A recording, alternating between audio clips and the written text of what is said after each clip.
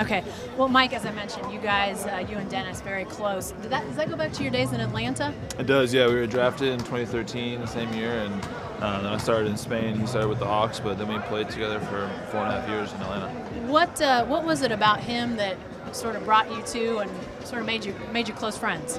Just the time we spent together, I think, and he's a really genuine and just a great friend. And I think just the time that we spent, we played summer league together 2 years in a row, and then just playing together in Atlanta. I think just all that time together, it can be kind of rare in the NBA to spend so much time with somebody. So I think being around the same age and just kind of growing up in that sense, that's what brought us so close.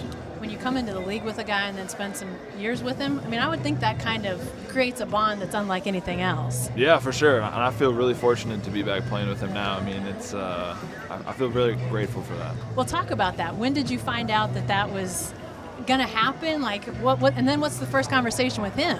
Well, Sam Pressey and Donnie came out to my house in early July when free agency started, and we talked then. And then when I decided, Sam had kind of mentioned Dennis in our conversation, and then when the decision was made to come here, we talked immediately, and I went to his wedding out in Germany this summer in July, and that was my first time in Germany, so that was really a fun experience, and really happy for him and his family. Yeah. What's it like to be in his home country and experiencing what that's like? It was really cool.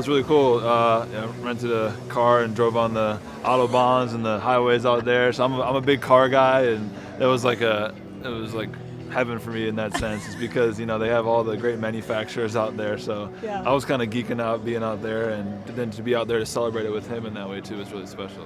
Yeah. I guess there's nothing in your contract that says you can't drive on the Autobahn when you're in Germany. Yeah, I was driving very safe, of course. But, of course. Yeah. Yeah, that's kind of a once-in-a-lifetime sort of thing. Yeah, it was a bucket list thing for sure, yeah.